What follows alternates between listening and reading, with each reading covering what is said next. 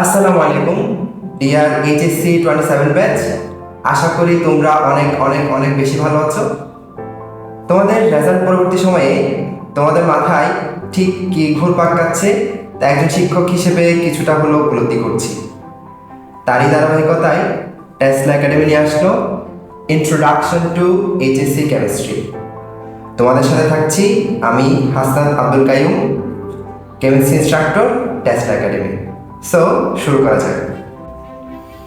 So তোমরা ইতিমধ্যে নিশ্চয়ই জেনেছো যে এসএসসিতে যে আমরা কেমিস্ট্রি পড়ে আসলাম সেটা এইচএসসিতে আসলে দুইটা পার্টে বিভক্ত, ফার্স্ট পেপার এবং সেকেন্ড পেপার। ফার্স্ট পেপারে থাকছে ঠিক 5টি অধ্যায় এবং সেকেন্ড পেপারেও ঠিক 5টি অধ্যায়। ফার্স্ট পেপারের অধ্যায়গুলোর দিকে যদি আমরা একটু লক্ষ্য করি তখন আমরা প্রথম অধ্যায়ে দেখতে পাবো ল্যাবরেটরির নিরাপদ ব্যবহার, অর্থাৎ ল্যাবরেটরিতে ঢোকার পর আমাদের যে নিরাপত্তা এবং ল্যাবরেটরির ইকুইপমেন্টগুলোর যে ব্যবহার সেই সম্পর্কে এই অধ্যায়ে আলোচনা করা হয়েছে। দ্বিতীয় অধ্যায়ে যদি আমরা আসি তখন আমরা দেখতে পাবো গুণগত রসায়ন, অর্থাৎ এখানে কেমিক্যালের গুণগত মান নিয়ে আলোচনা করা হয়েছে। তাই আমাদেরকে এখানে পরমাণু সম্পর্কে ডিটেলস জানতে হবে। তৃতীয় অধ্যায়ে আমরা দেখতে পাবো মৌলের পর্যাবৃত্ত ধর্ম এবং রাসায়নিক বন্ধন, অর্থাৎ আমরা বুঝতেই পারছি যে এখানে আমাদেরকে অবশ্যই পর্যায় সারণী ডিটেলস জানতে হবে। সো আমরা যখন চতুর্থ অধ্যায়ের দিকে যাব তখন আমরা দেখতে পাবো রাসায়নিক পরিবর্তন, অর্থাৎ আমরা দ্বিতীয় অধ্যায়ে এবং তৃতীয় অধ্যায় মিলে পরমাণু এবং মৌল সম্পর্কে যে ধারণা লাভ করলাম, পরমাণু এবং মৌল কিভাবে রাসায়নিক বিক্রিয়ায় অংশগ্রহণ করে সেটা আমরা চতুর্থ অধ্যায়ে দেখতে পাবো, অর্থাৎ এখানে ওভারঅল আমরা রিঅ্যাকশন সম্পর্কে জানব।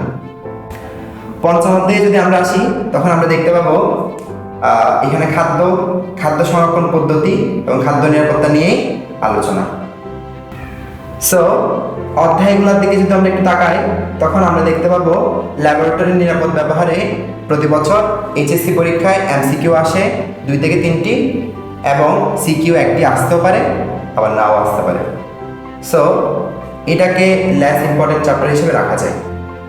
গুণগত রসায়নের দিকে যদি আমরা একটু তাকাই তখন আমরা দেখতে পাবো এখান থেকে এমসিকিউ আসে প্রতি বছর প্রায় 6 থেকে 8টি এবং সিকিউ আসে প্রায় 2 থেকে 3টি।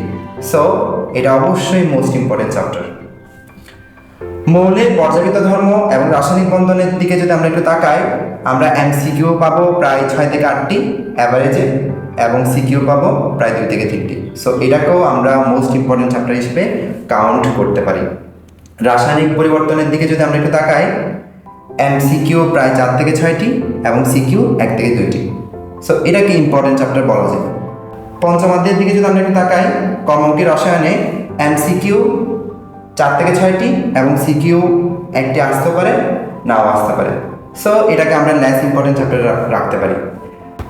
সো আমরা এইচএসসি কেমিস্ট্রি ফার্স্ট পেপারের অধ্যায়গুলোর একটা ওভারভিউ দেখে নিলাম।